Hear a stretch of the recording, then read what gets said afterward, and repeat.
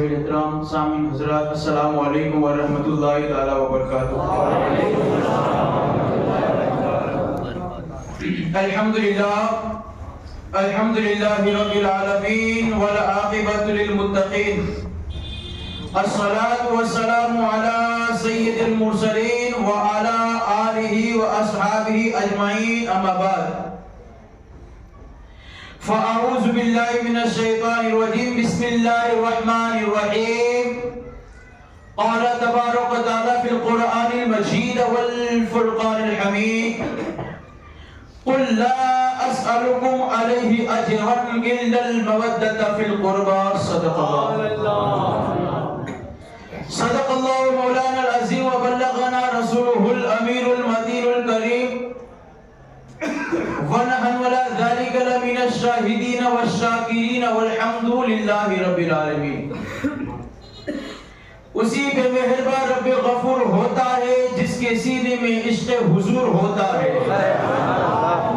اسی پہ مہربان رب غفور ہوتا ہے جس کے سینے میں عشق حضور ہوتا ہے۔ پڑھا کرو اے لوگو درود، درود پڑھنے سے چہرے پہ نور ہوتا ہے۔ آئیے عقیدت اور محبت کے ساتھ نبی اور آل نبی کی بارگاہ میں محبت کے طور پر درود و سلام کا نذرانہ عقیدت پیش کرے، پڑھے اللہم صلی علی سیدنا و مولانا محمد معدن الجود والکرم، منبع العلم والحکم وآلہ وصحبہ وبارک وسلم، صلاۃ و سلام علیک یا رسول اللہ، یا سیدی، یا آقا، یا نبی اللہ، جد الحسن والحسین وآلہ وصحبہ، صلاۃ و سلام علیک یا رسول اللہ صلی اللہ علیہ وسلم۔ عزیزان کرام اسلامیہ، اصلاح معاشرہ کے تعلق سے جس طرح ہم ہر سنیچر کو ایک کے بعد دیگر مسجد میں جو ہمارا پروگرام چلتا ہے، وہ پروگرام ہمارے اس اڈے کی مسجد میں رکھا گیا، الحمدللہ ثم الحمدللہ ہم اور آپ جمع ہوئے۔ چونکہ اس پروگرام کی نسبت ہم نے امام جعفر صادق رضی اللہ تعالیٰ عنہ کی طرف کر دی ہے، اور انہی کے تعلق سے میں آپ کے سامنے ان کی زندگی کے کچھ حالات اور ان کی زندگی میں انہوں نے کیا کیا ہے انشاءاللہ حتی الامکان جہاں تک ہو سکے گا آپ کے کان تک اور کان سے دل تک اتارنے کی کوشش کروں گا۔ لیکن پاک پروردگار سب سے پہلے مجھ گنہگار کو اس باتوں پر عمل کرنے کی توفیق عطا فرمائے، آپ تمامی حضرات کو بھی اس بات پر عمل کر کر دوسروں تک پہنچانے کی توفیق عطا فرمائے۔ عزیزان کرام اسلامیہ، اللہ ارشاد فرماتا ہے قل لا اسألكم علیہ اجرا الا المودۃ فی القربى۔ اے محبوب آپ فرما دو کہ میں تبلیغ رسالت پر کوئی بھی اجر طلب نہیں کرتا، مگر ہاں میرے اہل بیت اطہار کی، میرے قرابت والوں کی محبت۔ چونکہ اللہ کے رسول نے اسلام دیا، قرآن دیا، دین دیا، سب کچھ دیا، یہاں تک کہ ہم تک خدا کو پہنچایا ہے کہ یہ صدقہ میرے نبی کا ہے۔ آپ نے کئی اور تقریروں میں سنا ہوگا کہ اللہ نے موسیٰ سے خطاب فرمایا تھا کہ موسیٰ محمد کو پیدا نہ فرماتا تو تجھے بھی پیدا نہ فرماتا۔ گویا موسیٰ کو بھی پیدائش کا اللہ نے شرف دیا ہے تو یہ صدقہ رسول پاک کا ہے۔ اب اللہ اس آیت کریمہ کی تحت ارشاد فرماتا ہے قل لا اسألكم علیہ اجرا الا المودۃ فی القربى۔ اے محبوب آپ فرما دو کہ میں تم سے کوئی اجرت طلب نہیں کرتا۔ اجرت کا مطلب ہوتا ہے کہ ایک انسان آپ کے پاس کام کرتا ہے تو آپ اس کو اجرت دیتے ہو کہ بھائی آپ نے اتنا وقت بتایا ہے، آپ نے خدمت کی ہے، آپ نے یہ دیا، آپ نے یہ بنایا، آپ نے یہ کیا ہے تو آپ کی یہ اجرت ہے۔ اب نبی فرماتے ہیں، اللہ ارشاد فرماتا ہے کہ اللہ نے فرمایا لا اسألكم علیہ اجرا، اے میرے امتیوں میں تم سے کوئی اجرت طلب نہیں کرتا۔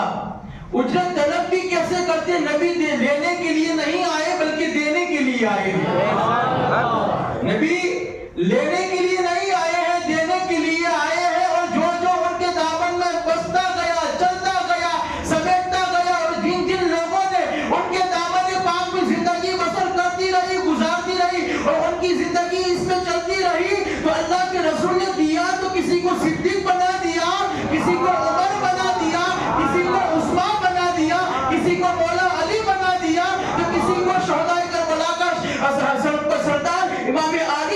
بنا دیا. وہ لینے کے لیے نہیں آئے, دینے کے لیے آئے.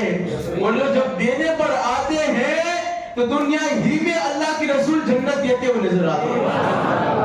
اب یہاں میرا مدعا ہے لا اسألکم علیہ اجرا, مگر ہاں تمہیں لگتا ہے کہ رسول نے دین دیا ہے اس کے بدلے رسول کو کچھ دیا جائے, مگر ہاں تمہیں لگتا ہے کہ رسول پاک نے قرآن دیا, قرآن پہنچایا اور قرآن ہمارے گھر تک داخل فرمایا, اس کے بدلے کچھ دیا جائے, مگر ہاں دین اسلام عطا فرمایا تو اس کے بدلے کچھ دیا جائے, مگر ہاں اللہ کے رسول نے اسلام دیا اس کے بدلے کچھ دیا جائے, تو یا رسول اللہ اس کے بدلے ہم آپ کو کیا دیں؟ تو میرے رسول نے فرمایا میرے گھر والوں سے محبت کرتے چلے جاؤ, مجھے سب کچھ مل جائے گا.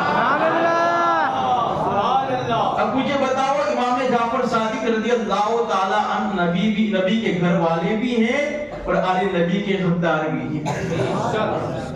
امام جعفر صادق جن کے والد کا نام امام باقر رضی اللہ عنہ, جن کے والد کا نام امام زین العابدین رضی اللہ عنہ. اب ایک واقعہ بتاؤں. حضرت عبداللہ بن جابر انصاری رضی اللہ تعالیٰ جو کہ میرے نبی کے صحابی ہیں, ان کی عمر اللہ نے بہت عطا فرمائی تھی. طویل عمر ملنے کے بعد آنکھ کی بینائی روشنی کم پڑ گئی, کمزور ہو گئی. اب وہ مسجد نبوی میں نماز پڑھنے کے لیے آتے تھے لیکن کم روشنی کی وجہ سے خود سے نہیں آ سکتے تھے. حضرت جابر بن عبداللہ رضی اللہ تعالیٰ عنہ اپنے پوتے کے ساتھ آتے اور نماز پڑھ کر پھر چلے جاتے. ایک دفعہ ایسا ہوا کہ حضرت جابر بن عبداللہ رضی اللہ تعالیٰ عنہ ظہر کے وقت اذان سے پہلے مسجد نبوی میں پہنچ گئے. پوتے نے ہاتھ پکڑ کر مسجد نبوی میں بٹھایا اور دیکھنے لگے کہ ابھی تک امام نہیں آیا. آپ ایک کونے میں بیٹھ گئے. اتنے میں حضرت زین العابدین اور حضرت امام باقر رضی اللہ تعالیٰ مسجد نبوی میں داخل ہوئے. ہونے کے بعد جب حضرت جابر عبداللہ کو دیکھا تو کہا السلام علیکم. حضرت جابر بن عبداللہ پہچان گئے کہ یہ سلام کسی اور کا نہیں بلکہ زین العابدین کا ہے. سبحان اللہ, سبحان اللہ. اب آگے بڑھے. آگے بڑھنے کے بعد حضرت زین العابدین کے ساتھ ان کا بیٹا امام باقر تھے. آپ نے جب ان کے بیٹے کو دیکھا تو حضرت جابر بن عبداللہ امام باقر کے قدموں میں پڑنے لگے. حضرت جابر بن عبداللہ جیسے قدموں میں پڑنے لگے تو حضرت امام باقر نے ہاتھ پکڑ لیا اور کہنے لگے کہ آپ ایسا نہ کریں, آپ تو میرے نبی کے صحابی ہیں. دیکھیں یہاں سے بات یہ بھی سمجھ میں آتی ہے کہ لوگوں کے دل میں عاشق رسول کا ادب کتنا تھا اور عاشق رسول کے دل میں اہل بیت کا کتنا ادب تھا. اب جیسے قدموں میں پڑھنے لگے تو امام زین العابدین نے بھی کہا آپ ایسا نہ کریں, آپ کبھی لمبی عمر کے صحابی ہیں, بزرگ ہیں اور آپ میرے نبی کے صحابی ہیں, اس لیے یہ عمل نہ کریں.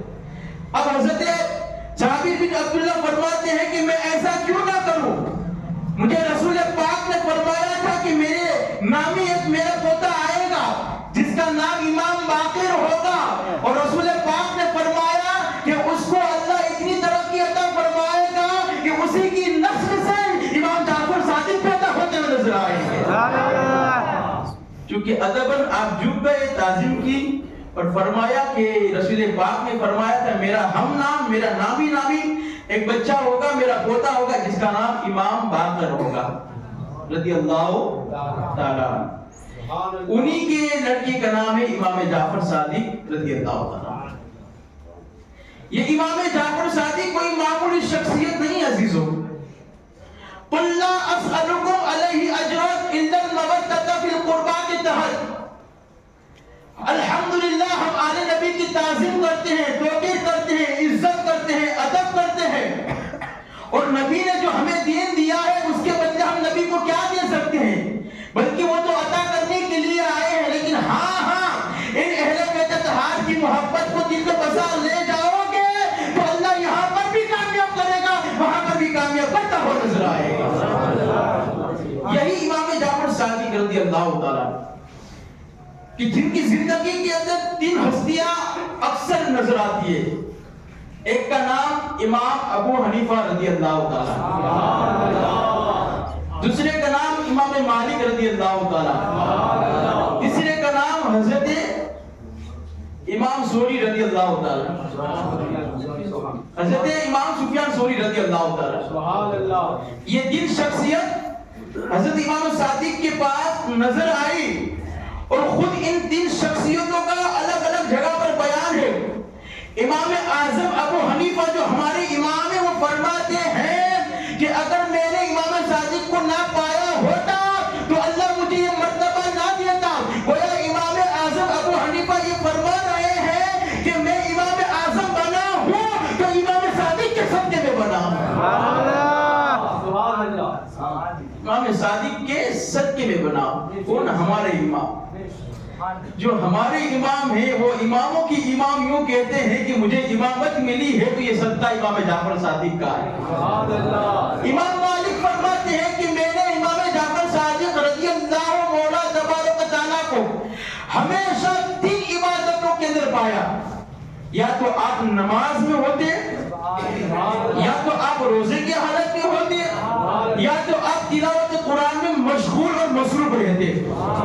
میں نے جب امام جعفر صادق کے پاس حاضری دی ہے اور جب امام جعفر صادق سے ملاقات کی ہے، ان سے شرف حاصل کیا ہے، تو امام جعفر صادق رضی اللہ تعالیٰ کو میں نے ہمیشہ 3 عبادتوں میں پایا. یا تو نماز میں ہوتے، یا تو روزے کی حالت میں ہوتے، یا تو تلاوت قرآن میں مصروف اور مشغول ہوتے.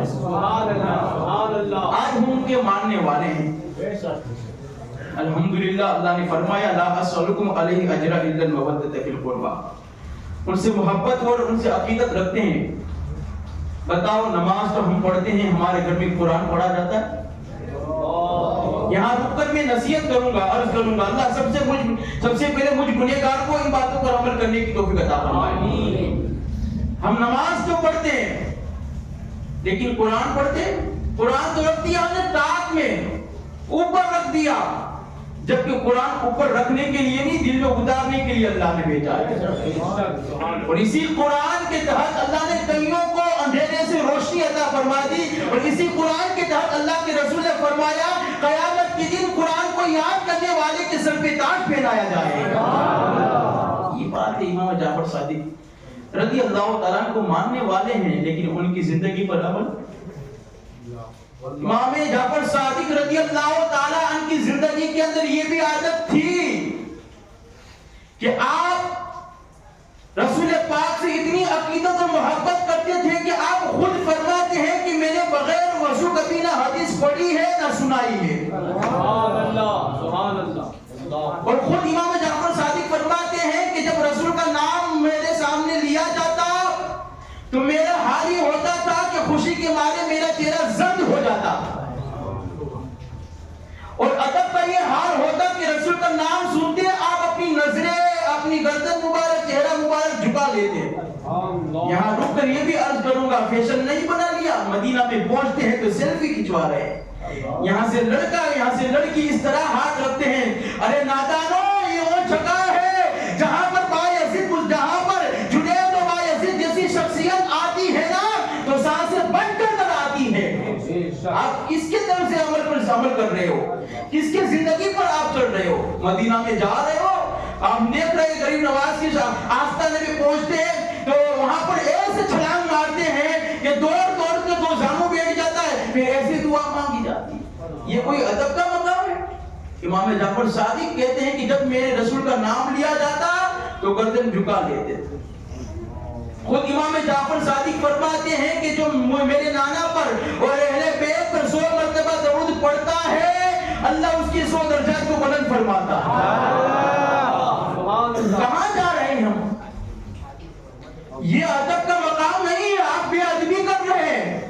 رسول کی دہلیز پر میں تو مانتا ہوں وہاں زور سے سلام پڑھنا بھی مناسب نہیں ہے. رسول کا دہلیز ہے، رسول کی چوکھٹ ہے، رسول کا آستانہ ہے. وہاں پر ہمارے بزرگ جب پہنچتے تھے تو سر جھکا کر پہنچتے تھے، بہادر پہنچتے تھے. آج اس نے غرق اور بیڑا غرق کرنے میں ہاتھ اتنا لمبا کر دیا کہ رسول کی بارگاہ کا بھی ادب نہ رہا. پوچھے امام جعفر صادق سے کیا اپنی زندگی میں آپ نے کبھی ایسا کیا؟ حالانکہ ان کا تو رشتہ خونی رشتہ تھا، وہ چاہتے تھے رسول کے مزار پہ جس طرح انداز میں پہنچ سکتے تھے، وہ تو گھریلو معاملہ تھا، لیکن نئی امت کو بتانا تھا کہ با ادب با نصیب، بے ادب بے نصیب رسول کی چوکھٹ پر با ادب جو آئے گا اللہ اس کو ہر طرح سے نوازتا ہوا نظر آئے گا۔ امام جعفر صادق کی صرف نام لیتے ہیں، ان کی قصے کہانیاں پڑھتے ہیں، ان کی زندگی پر عمل کب کرتے ہیں؟ اسی لیے خبردار، یہ بارگاہ عالی بارگاہ کا میں نے نام لیا رسول کی بارگاہ کا، لیکن وہاں سے جب یہ بارگاہ کا نام لیا تو ہر بارگاہ کا ادب کرنا ہم پر لازم ضروری ہے، چاہے غریب نواز کی چوکھٹ ہو یا بغداد شریف کی چوکھٹ ہو، جب جایا جائے تو امام جعفر صادق کے اس فرمان کو دل میں بٹھایا جائے کہ آپ جب جاتے تھے تو با ادب جاتے تھے، اسی طریقے میں جب کسی چوکھٹ پر جاؤں گا با ادب جاؤں گا، اللہ امام جعفر صادق کے طریقے پر عمل کرنے کا ثواب بھی عطا فرمائے گا اور حاضری کا بھی ثواب عطا فرماتا ہوا۔ آؤ میں آگے بتاتا چلو، امام جعفر صادق رضی اللہ تعالیٰ آپ کی عمر تقریباً 4 سال کی ہے۔ کتنی سال کی ہے؟ 4 سال کی ہے۔ آپ اندھیرے میں بیٹھے ہوئے ہیں، زور زور سے رو رہے ہیں، زور زور سے رو رہے ہیں، اور اتنا زور زور سے روئے کہ پاس میں ایک شخص تھا، انہوں نے کہا اے رسول پاک کے گھرانے کی چشم چراغ، آپ اتنا زور زور سے کیوں رو رہے ہو؟ آپ کے رونے کو مجھے نہ دیکھا گیا اور میرا دل نرم ہو گیا اور میں آپ تک پہنچ آیا، بتاؤ رونے کی وجہ کیا ہے؟ کیا کوئی مال کی ضرورت ہے؟ کسی اور چیز کی ضرورت ہے؟ تو امام جعفر صادق فرماتے ہیں مجھے مال کی بھی ضرورت نہیں، کسی اور چیز کی بھی ضرورت نہیں، جو میں رو رہا ہوں یہ خوف خدا کی وجہ سے رو رہا ہوں۔ امام جعفر صادق نے جب کہا کہ میں خوف خدا سے رو رہا ہوں تو اس انسان نے کہا آپ تو بچے ہیں، 4 سال کی عمر ہے، آپ کیوں رو رہے ہو؟ اللہ بچے کو جہنم میں نہیں بھیجتا۔ امام جعفر صادق نے فرمایا وہ چچا، بچے کو اللہ جہنم میں نہیں بھیجتا، لیکن ہاں قیامت کے دن جب اللہ جہنم کو بھڑکائے گا تو چھوٹی چھوٹی لکڑیوں کو ڈال کر بڑی لکڑی کو جلائی جائے گی۔ میں سوچ رہا ہوں، ڈر رہا ہوں کہ کہیں اللہ ابو جہل اور ابو لہب جیسے بڑے بڑے گنہگاروں کو جہنم میں ڈالنے سے پہلے ہم جیسے کو نہ ڈال دے، اس وجہ سے خوف خدا میں رو رہا ہوں۔ حالانکہ میں بتا دوں یہ ایسے گھرانے والے ہیں کہ ان کو ان چیز کا کوئی ڈر نہیں ہے۔ اللہ تعالیٰ خود فرماتا ہے کہ جنت کا مالک میں نے امام جعفر صادق کو بنایا۔ کیسے بنایا؟ آؤ میں بتاؤں، اس کے بعد یہاں میں جو بات عرض کی ہے وہاں سے آگے بڑھوں گا۔ ایک شخص امام جعفر صادق کے پاس رہتا تھا، اس نے کہا حضور میں اپنا گھر بیچنا چاہتا ہوں، کیا آپ میرا مکان میرا گھر لو گے؟ امام جعفر صادق نے فرمایا ہاں میں آپ کا گھر خریدنا چاہتا ہوں، لیکن سنو اس کے بدلے میں کوئی قیمت نہیں دوں گا، دنیا میں آپ کا گھر لوں گا اور میں آپ کو جنت کا ایک محل عطا فرماتا ہوں۔ یار یہ ہے ہی ایسے کہ جنت ان کے باپ کی اور جنت ان کے نانا کی ہے، جب چاہے جسے چاہے عطا فرماتے ہوئے نظر آتے ہیں۔ جنت ان کے باپ کی ہے، رسول پاک نے نہیں فرمایا الحسن والحسین سیدہ شباب اہل جنت؟ اب اس شخص نے کہا ٹھیک ہے حضور، آپ کہہ رہے ہو کہ دنیا میں مکان لے لو لیکن اس کے بدلے جنت میں آپ کو ایک مکان محل دے دوں گا، تو اس کے لیے آپ مجھے کوئی کاغذ کو لکھ کے دے دو، سند دے دو۔ اب اہل بیت ہار ہے، نکل گیا، پھر نکل گیا، کہا ٹھیک ہے لکھ دیا گیا۔ اب اتفاق یہ ہوا کہ اس وقت امام جعفر صادق رضی اللہ تعالیٰ عنہ حج کے لیے چلے گئے، اور یہ شخص جس سے امام جعفر صادق نے جنت گھر خریدا تھا اور گھر کے بدلے جنت عطا فرمائی تھی نا، وہ مر گئے، موت پر تھا، یعنی آخری وقت پر تھا۔ اس نے چاہا کہ میرا موت کا وقت ہے تو نصیحت کری کہ امام جعفر صادق نے جو چٹھی دی ہے نا وہ چٹھی میرے کفن میں ڈال دو تاکہ جب فرشتے آئے تو میں بتا دوں مجھے جنت مل جائے گی۔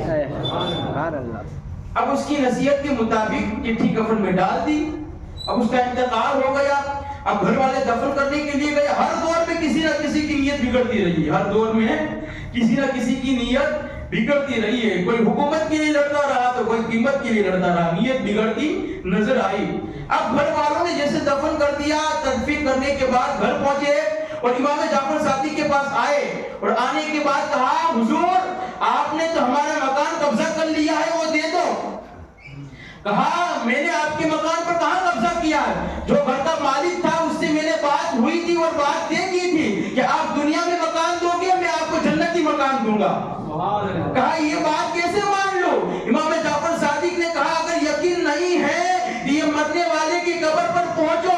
جب یہ قبر پر پہنچے تو مرنے والے کی قبر کے اندر کفن میں جو چٹھی ڈالی تھی وہ قبر پر نکلی اور نکلنے کے بعد گھر والوں نے جب دیکھی تو اس میں ایک خط پہ لکھا ہوا تھا کہ ہاں آپ دنیا میں مکان دو، میں جنتی مکان دوں گا۔ دوسری طرف مرنے والے نے لکھ دیا تھا اور میرے گھر والوں امام جعفر صادق نے جو مجھ سے وعدہ کیا تھا اللہ نے مرنے کے بعد مجھے جنت عطا فرمایا۔ جنت ان کی بات کی ہے، جنت جسے چاہے وہ عطا فرمائے۔ الحمدللہ ہم ان کے ماننے والے تھے، ہیں اور ہمیشہ رہیں گے۔ اب امام جعفر صادق رضی اللہ تعالیٰ عنہ رضی اللہ تعالیٰ آپ رضی اللہ تعالیٰ عنہ کی زندگی مبارکہ کے اندر اخلاق، ہمیشہ مسکرانا، باوضو رہنا اور مسرت پر اسلام تو تھے ہی، دین کی خدمت تو کرتے ہی تھے، ساتھ ہی ساتھ میں آپ اکثر نہیں بلکہ حتی الامکان لوگوں نے جب جب دیکھا ہے آپ کو عبادت کے اندر دیکھا ہے۔ اب امام جعفر صادق رضی اللہ تعالیٰ جب دیکھا کہ لوگوں کے اندر اس طرح ہلچل مچی ہے، امام جعفر صادق نے باہر نکلنا بند کر دیا۔ حضرت سفیان ثوری نے کہا حضور آپ باہر آنا بند کر دیے ہیں، اللہ نے آپ کی زبان میں وہ تاثیر عطا فرمائی تھی کہ بد عقیدہ سنتا تھا، بے ایمان سنتا تھا تو اللہ آپ کی زبان کے صدقے میں اسے ایمان عطا فرماتا تھا۔ حضرت سفیان ثوری نے عرض کی حضور بہت لمبا عرصہ ہو گیا ہے، آپ کا چہرہ نہیں دیکھا، آپ کا دیدار نہیں ہوا، دیکھنا چاہتا ہوں، گزارش ہے حضور۔ حضرت امام جعفر صادق نے کہا ٹھیک ہے میں باہر نہیں نکلوں گا لیکن اندر آ جاؤ۔ اندر آنے کے بعد حضرت امام جعفر صادق سے حضرت سفیان ثوری نے عرض کی حضور آپ باہر نہیں آتے ہیں، لوگوں میں ہلچل مچی ہے۔ امام جعفر صادق نے فرمایا کہ اے حضرت سفیان باہر کیسے آؤں، لوگوں کے دل میں صرف زبانی محبت ہے، دل میں محبت نہیں ہے، اس لیے باہر آنا بند کر دیا۔